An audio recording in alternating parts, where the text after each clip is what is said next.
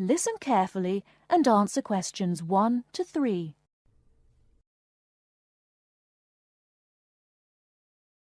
Many of you already have a reasonably firm idea of the general subject area you wish to study.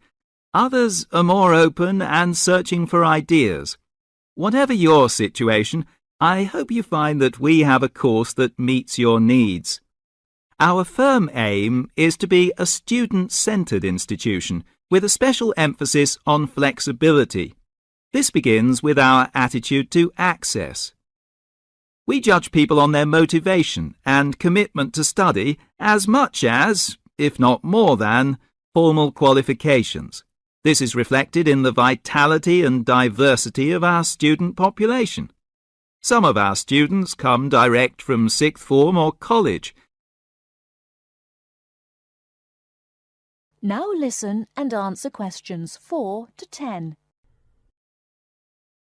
Others are coming into higher education after a short or long gap from formal education. Some are seeking a specific set of skills with a particular job or profession in mind. Others are retraining or studying to give their careers a new direction or dimension. Some are learning about the very latest scientific, technological and commercial knowledge. Others are stretching their minds on sensitive environmental, social and cultural issues. Even a casual observation of the mix of our student body indicates that we're close to our aim of being a polytechnic for the whole community.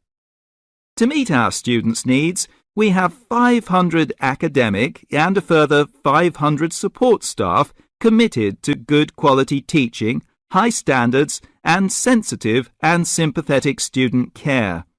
We have probably the longest experience of understanding and dealing with the differing needs of a diverse student population.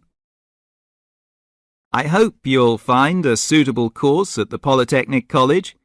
If you want to come to the college and we consider you suitable, we'll do our best to find you a place.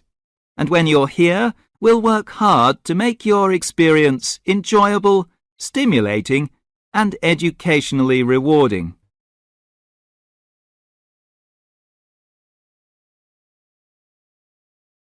Now listen carefully and answer questions 11 to 16. Everyone knows that we have achieved a huge amount in terms of space exploration. The space race between ourselves and Russia went on for nearly 20 years, but we were the first to land a man on the moon. At that time, the space race was very close, and the Russians very nearly got to the moon before us. For me, the most exciting invention, and the invention that really showed we were ahead in the space race, was the reusable space shuttle. It was first successful in 1981 and has since been used on many missions. The reusable shuttle can carry astronauts on space missions and can serve as a laboratory in which to conduct experiments. It can be used to transport equipment to space stations or to collect or repair satellites. The shuttle carries between 5 and 7 crew members. When a mission is complete, the shuttle fires thrusters, which propel it back into the Earth's atmosphere. It then glides down to make its landing.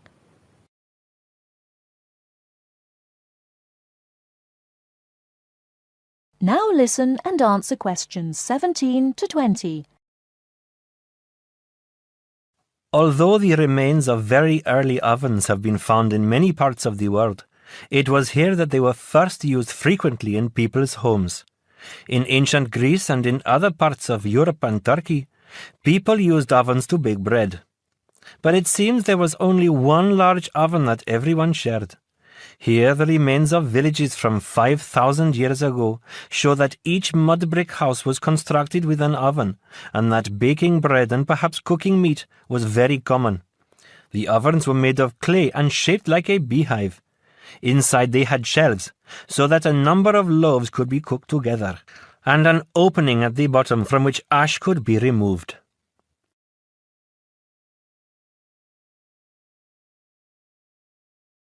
Now listen and answer questions 21 to 26.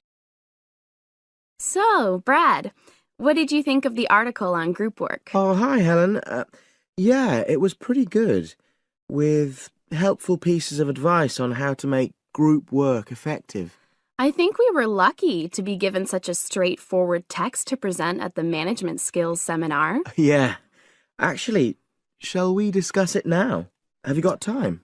Sure, it's only a 10-minute presentation, so we just need to explain and then give our views on the main points raised in the article. I'll jot down some notes. Right. So, there are 3 main sections. I suggest we start with listening. Yeah, effective listening in groups, because it's not something that's frequently covered on courses in our field. No, and we should say that in the presentation. Yeah, and also effective listening's pretty simple, you know. I don't think it's hard to learn. Well, people think it's easy, but in my experience, most of us tend to be very lazy listeners. Okay, I wouldn't argue with that. Something I do think we should emphasize is the power of the listener's posture, gestures, etc., in making speakers feel respected. Not that you're just waiting for them to finish before jumping in with your own ideas. Uh-huh. Okay, right. The next section is on goal setting. Let's make sure we're clear what the article says on this. Yeah. Well, firstly, it says that all group members must be given time to explain their own goals. That's it, yeah. And then, did it say that the whole group should agree on common goals? That's a bit too strong. It's more that everyone's agendas should be equally acceptable. But it does say that goals have to be realistic, you know. Achievable within a particular time? You've got it. That's really what the article's saying.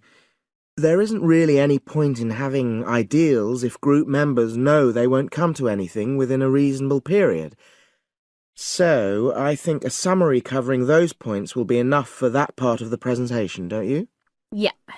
Now, the last section is about conflict resolution. Actually, I thought it was the worst part of the article. Me too. I don't think it went into sufficient detail on the issue. Actually, I thought it devoted too much space to it, but that it was all rather boring, you know? It didn't mention some of the more radical theories. Absolutely.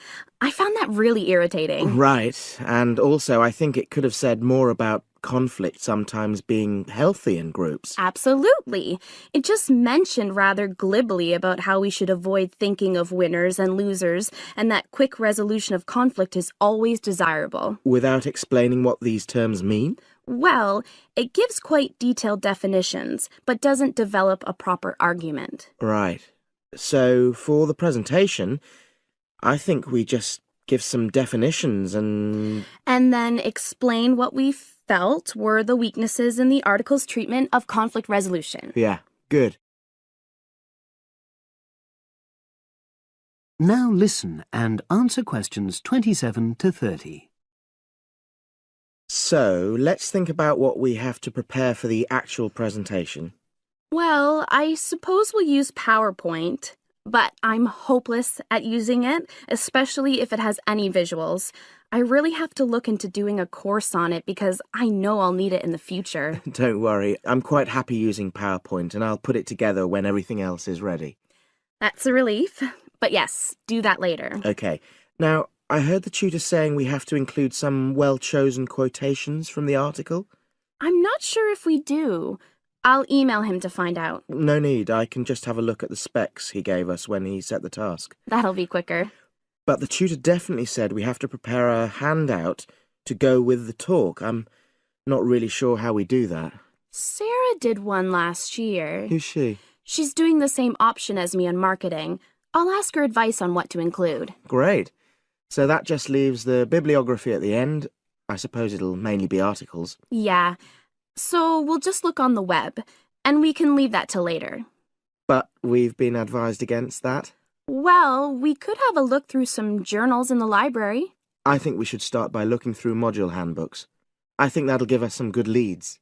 Yeah, you're probably right. So, that's all the topics.